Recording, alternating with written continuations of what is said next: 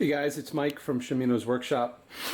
I said I would do a video comparing the Master Replica Limited Edition Anakin from Attack of the Clones to the Tusken Slayer from Watto's Junkyard and to the AS2 on this side from Korbanth. And just to show off a little bit, I have my the Death Star data card, my KR's thermal detonator, and then Young Solo from Legends, I think they would call that now. Jaina Solo. For those that don't know, and I imagine you do know, that is one of Han Solo and Princess Leia's daughter from a number of books, number of series before they were turned into Legends. I think I'm saying that right. Okay, so unfortunately the Master Replica that I have is quite damaged. Who the person I bought this from did not take good care of it, stored it in a damp location in the box, and unfortunately due to that we have lots of rusting, paint chips, some pitting or corrosion on the plating. So not the greatest, unfortunately, but sometimes you take what you get when you can get something for a good price. So that was my gamble. So that's the Master Replica. Did come with its display stand. I have the cover behind me, and this was not included. They did not have the plate, so I had this made. I think this was Force Forum. Sorry guys, I did buy stuff from Force Forum guys, but this was from the Force Forum, and I did not add an LE number because I don't know what edition this was. I don't know what number. So I did have this reproduced, but I did leave out the limited edition number due to not knowing which one it was. So let's take a closer look. We can see the control box. Maybe this is glued together. I'll be honest, I don't even know. I've never tried to take this apart. It doesn't seem to be magnetic like we'll see in the Tusken Slayer. Probably glued on. In fact, I would imagine it is, because this just looks like glue residue from whoever attempted to do something with this. So we can see the LEDs here are clear. Looking straight down on it, they look black, and I'm sure that's because the it's sort of reflecting off of the black metallic piece, but those are clear LEDs. And we can see the height of those LEDs. They're not very high. We have a cover tech, we have our grips. I do believe this will unscrew. Yeah, it does unscrew. You can actually break this down. There's a rather large bolt head in there, which I'm sure is holding the internals together. The grips are hard. This is a hard rubber. I'm sure they're glued on,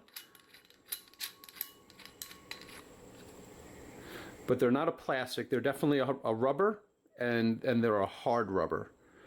I am not able to unscrew these with my fingers, but I am sure that they do unscrew. As well, we can see the blade plug, or what would be a blade plug, with the notch. If we're looking, let's see, if we're looking at the saber with the control box up, the notch is oriented to the left. We have our LED, red and green. If we look at it from the side, we can maybe see the LED bevels. The green LED bevel is sort of just round and protrudes maybe, I don't know if that's 1/8 of an inch. Maybe that, yeah. It looks smaller than 1/4, maybe 1/8. And then the red LED is sort of also round, but not cylinder. Where the green one is more cylindrical, this one is more concave or convex. I'm not sure which. But that's it. It's a static prop. It is not an FX. And I have no plans on trying to convert it.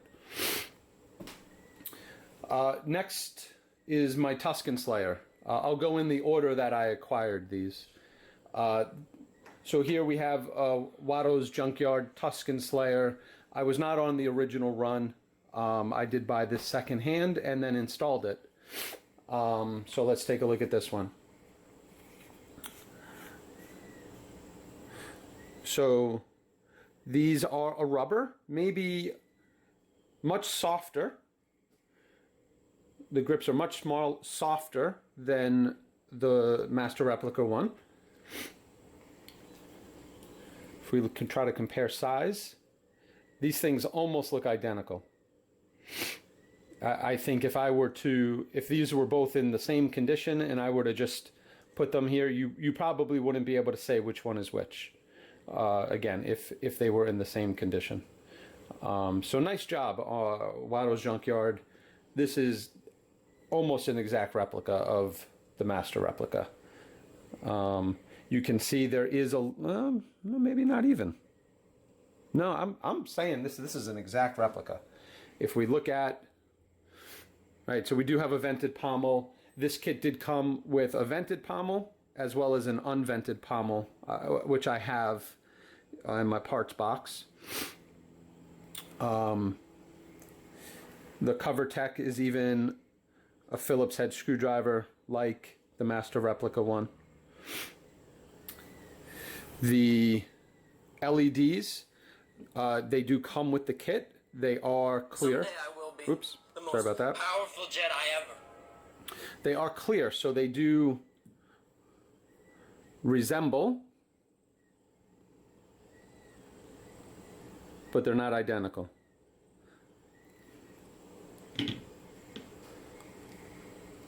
I'm working our way up. Now we have a functional LED going. That's identical. That green cylindrical bevel is identical to the Master Replica as well as the red one. Just looking at it, I mean, if I had to measure that, maybe they'd be off a little bit, but that looks identical to me.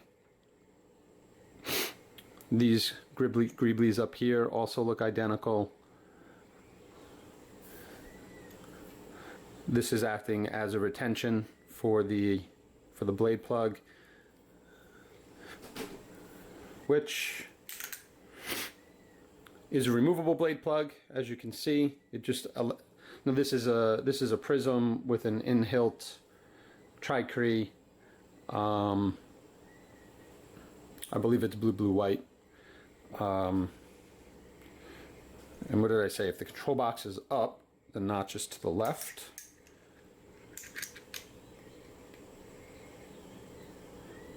I'll tighten that down. I am trying to get I am trying to get a blade plug manufactured for the Korbanth AS2 so that it would mimic what the Master Replica would look like. Okay. So let's take this off. So Watto's solution to this was to just include 6 5mm LEDs that you would then kind of shave off and insert from the bottom. Glue some magnets here, and the magnets would hold that on. Very strong magnets included with the kit. What doesn't come with the kit and had to be printed from Shapeways is the solution for the activation buttons and the plunger mechanism. Brilliant design. This is 3D printed, again, from Shapeways. You do have to clean it up, but this is one solid black printed piece that that includes like a spring mechanism, a coil mechanism that is 3D printed. And once you remove some of the 3D printed filament, like the dust and the remnants, you really have to clean it up. Once you clean it up, this is a beautiful mechanism. Now, I'll point out on the Watto's solution, or maybe it was Project Saberproject. I'm sorry, I'm butchering your name, your company's name, and I apologize for that. But the chassis was designed. I'll put it in the description. So again, I apologize. But the chassis was designed where you could print for probably at the time it was a Prism, maybe it was a Nano Biscotti CF8 or 9. I'm forgetting all of what was supported, but Profi obviously wasn't supported at the time, and I don't think Teensy was, nor was CF10. Obviously, it wasn't in existence yet. So it is a removable chassis. I do need to get, sorry for going off camera, but I do need to get a Phillips screwdriver. I might have to back the cover tech out. Robert also makes a chassis for this. Prism, Profi. I'm not sure if he's updated it for CF10, but I'd be surprised if he didn't or wouldn't. Let's see. I installed this so long ago, I'm not remembering all the steps necessary to take it out. But it is a fully removable chassis. It does have a crystal chamber, which was optional. It was a rather expensive chassis to print, several $100s. So it's up there in price as a Goth Master chassis would be. But nicely done as well. It does support, so we have access to our SD card recharge port. It does support rice, so you can plug in a rice adapter on these ports to the left, as well detachable speaker with some header pins. So speaker is in this, that looks like a 20, maybe it's a 22, but it looks like a 20. So that kind of sits in there, attaches like that. This is screwed down with a retention screw, so I'm not going to undo it, but that's covering the soundboard, which is a Prism, I do believe. Switches on board, chamber, printed in metal, blinkies, tricree. Let's see, battery. And then this is also covering the recharge port.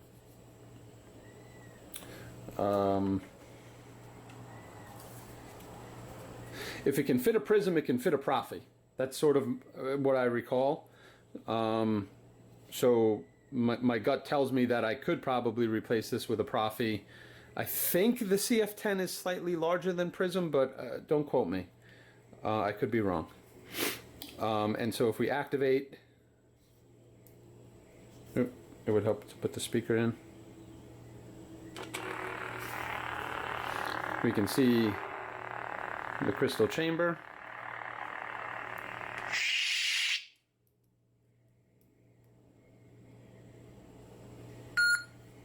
Someday I will be the most powerful Jedi ever. And I forget the fonts that are on here. I know I have Shamim's Angsty Apprentice on here. I don't recall the other fonts that I have on here. Again, I'm sorry. It's been a while since, You're gonna pay for all the Jedi that you killed since today. I've installed this. I hate them.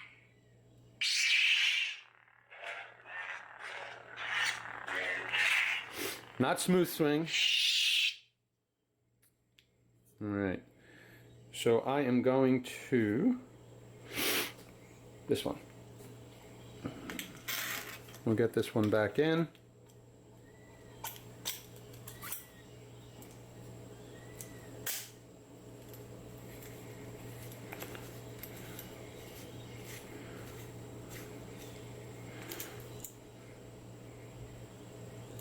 Looks like that might have turned.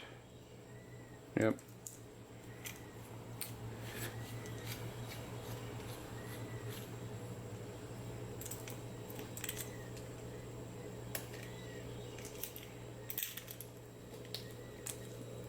Okay.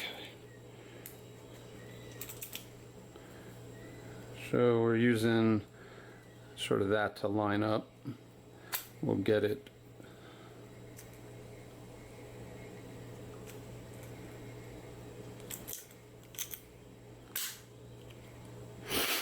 okay, we'll get it in like that. I'm going to tighten down. That's going to help keep the chassis oriented and locked in, as well as this screw. I believe that's holding on to the tri-crease. So we should be oriented now. Yep. So now I should be able to get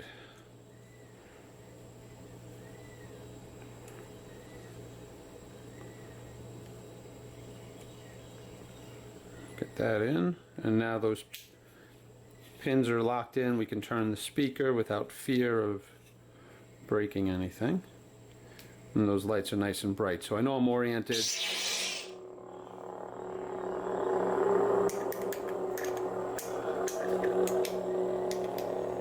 Drop the plug back in, and then the brass blade retention. Okay, I'm going to put that one back over here, and I'm going to put button mechanism back on. So well done. Very expensive. I believe this was in the $400 price range for the Tusken Slayer hilt. Not complaining, it's a beautiful hilt, but it is expensive. Add the cost to install it using this specific chassis. I think Robert's chassis might have been 30 bucks. I don't think Robert though supports, you know, crystal chamber. This chassis, which came in maybe 10 different pieces, sort of as a kit printed on Shapeways at the time, at least 200. So you have options. I don't know if Watto intends to do another run. I believe there were 2 runs. The second run, I don't believe, got the stand. Very, very nice hilt. If I didn't invest so much money into this chassis, I'd just grab Robert's chassis and convert it to Profi or CF10 and that'd be it, but I'm not sure I'm doing that. Good segue. So this is Korbanth's version. I believe Korbanth worked with 7 chambers on this. Starting at the bottom, vented pommel, only one included with the kit. Cover tech, not Phillips. I think that's a 2.5 Allen. Grips, plastic. Soft plastic, about the same softness as the Tusken Slayer. Again, much softer than the Master Replica. I like this soft grip. Moving up to the control box, or let's do a size compare. We can see much larger, quarter inch, half inch. In length, and as you can see, the control box is in a different location. These are about in the same location. Cover tech is slightly different. So not an exact replica, but I'm not sure that's a bad thing. 1 inch, 1 inch internal diameter down here, and it gets shorter up here, past the control box. So that could be why it's slightly larger. Easier to install. I don't know. Depends on the chassis, let's say. Many different things here. The control box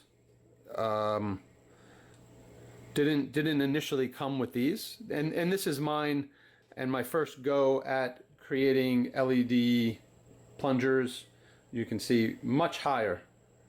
My second round, or my second design at this, I reduced these down to mimic the height of both of these hilts, which, I'll be honest with you, I don't know that I like it so low. It makes the plunging mechanism a little more challenging when it's so low.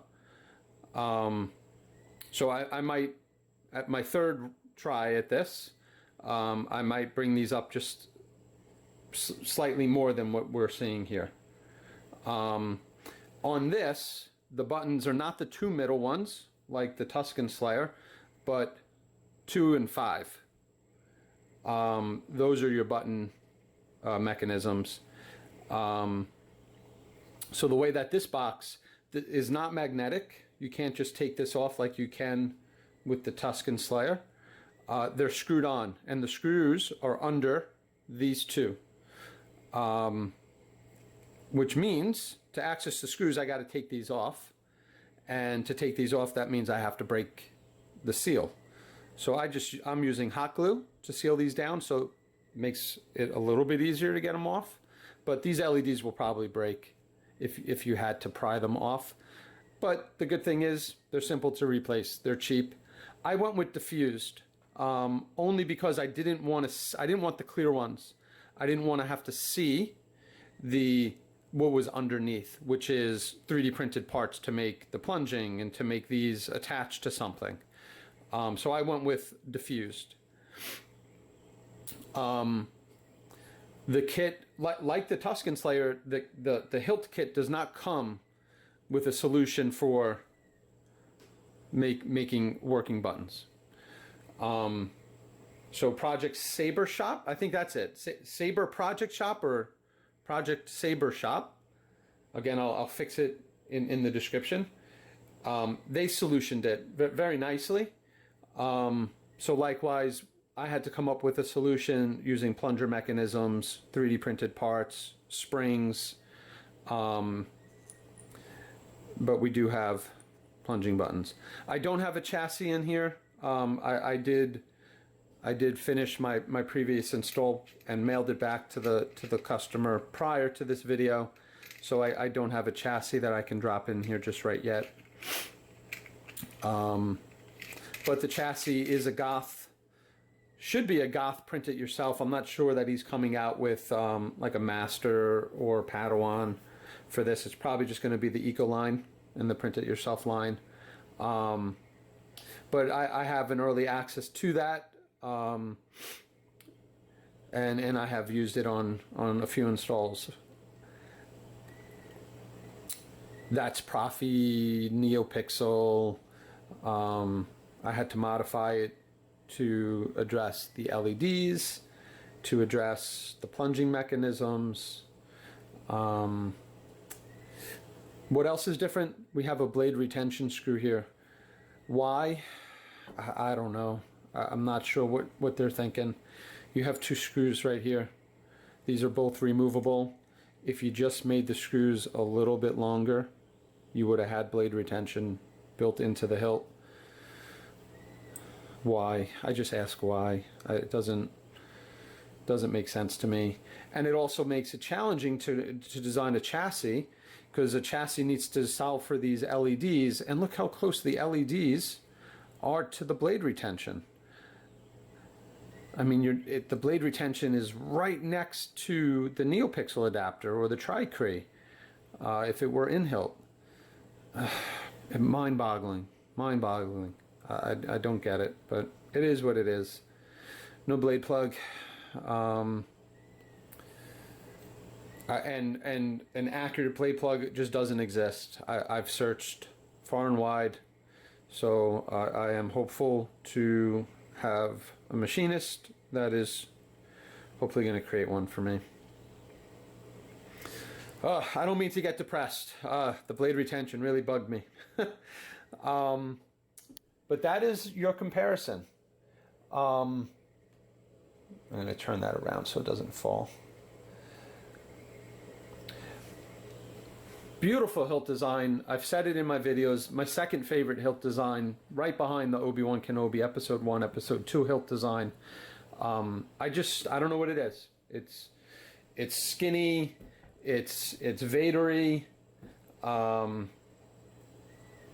It's chrome. I can't tell you exactly what I love about it, but I love it.